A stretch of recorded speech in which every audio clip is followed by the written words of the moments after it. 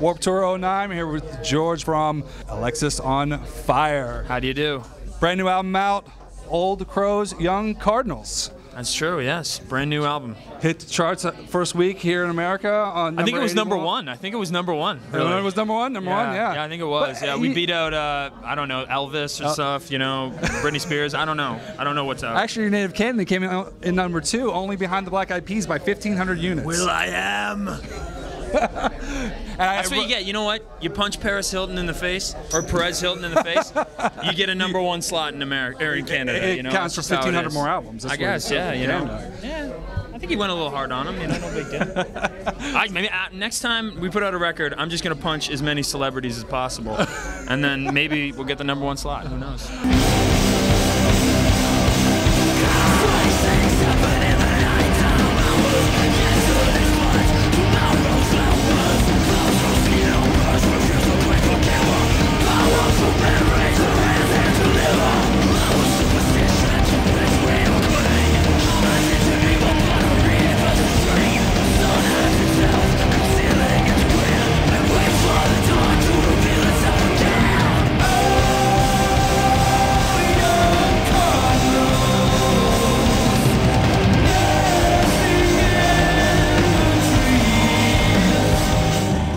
Talking about the big rumors that were going around last year, I read in an article that you were the ones who started the rumors of the big breakup in the band. Well, we'd spent a lot of time at home, and people were kind of... We knew that it was kind of weird how long we'd spent at home, because, I mean, we were reaching about 6 months, which is more time than we've been at home for, like, since the conception of the band in 2001, right?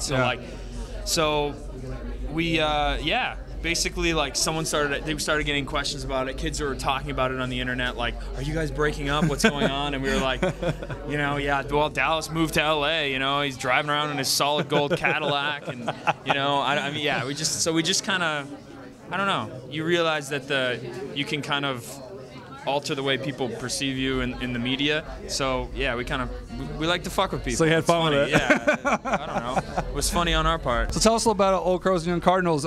What's the meaning behind the title? Well, each song's about something different. Right. Basically what happened when we named it Old Crows, Young Cardinals, the album was going to be called Young Cardinals. In the studio, we finished the lyrics for the song that became Old Crows. And we liked both names, and we thought they would fit nicely together. It was just kind of like there's a lot of like light dark imagery on the record, and it was a nice kind of like, I don't know, yeah, polar differences and all that stuff. So I don't know, that's kind of what it came down to. I've heard a lot of different interpretations of it, right? And like some guy, you know, I did an interview a while ago, I was like, it's about the Bush administration, isn't it? And I'm just like, yeah, man, it's about that, you know. But that kind of led me to believe that, like, by me pinning it down and being like, this is kind of what it means to me, and this is what it's about. It's kind of like taking that away from other people. Their interpretation of it is just as important as my meaning of it. So like, I'm just kind of have been sidestepping that question a lot. Well, your album universally has been getting great reviews in all the media, and you even said, I'll quote you on this from the stage, that you said this is some of our best stuff we've ever put out. It's just modesty, just, you know, modesty on our part. I mean, yeah, well, I mean, that's what I think we all hope to do. Every time you put out a record, you hope it's your best record. And this one, I think we've just gotten better at playing, gotten better at listening to music, and I don't know. I think we have a very, very concise idea of what this band is, and I think we did that. We made this. We really put a lot of time and thought into this one. So I think it turned out okay. I don't know. I'm proud of it. So I mean, it's cool. I would be really sad if we ever got to a point where it was difficult for us to do that, and we couldn't tour in a van, and we couldn't, like, because as much as it is like really awe-inspiring to play in front of, like, you know, 15,000 kids and have them all sing their song at you. There's something about playing to, like, you know, 150 kids in a room that's made for about 100 kids, and it's just like sweaty and hot, and you're pushing into people, and it's just like, that to me is like the height of like existence, basically. Just like playing as hard as you can, and you're sweaty, and you feel like you're gonna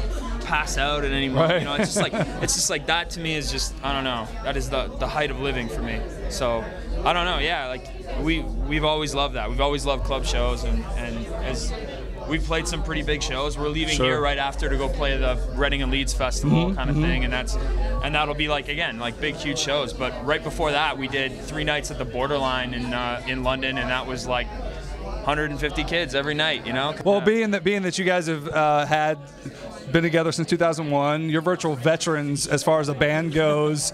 But I also did read something that you've gone and seen some of the heavy metal resurgence of a lot of older bands. Basically, yeah. I think that, I mean, like, there's a lot of bands. There's a lot of bands coming back, trying to make these, like, you know, going out and basically, like, just these old guys reliving their glory days and doing stuff, you know. And but I think there's still a lot of great old bands. There are bands that have been doing it for the better part of, like, you know, a couple decades that are still making relevant music. And like a band like Dinosaur Jr., you know, like Dinosaur Jr., I don't know, like, probably 20 years as a band. Yeah, and like their new records are just as relevant as their old records as far as I'm concerned.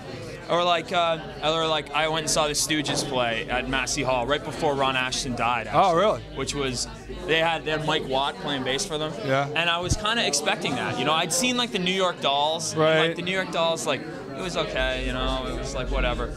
But the Stooges were like, it was just like. It never left them, you know. He's like 60, and he's just like, and he was amazing. We're 3 songs in, there's 300 people on the stage, and they're all dancing. He's diving off the stage. It was just like, I don't know, you know. So it's tough for me to kind of look at like a band like Motley Crue or like, you know, some washed up junkies that are like, you know, or when I saw Guns N' Roses a while ago too, or Axl and the Scabs, you know, like, you know, it was just like that music really meant a lot to me when I was young, you know, when I was like really young, you know, grade 6 and 7, I had every Guns N' Roses record, and it was heartbreaking to watch it, you know. I was just like, you know, like so many people just lose it. They just get old and they get surrounded by yes men who just tell them that what they're doing is gold. Oh, it's great, and then it's just.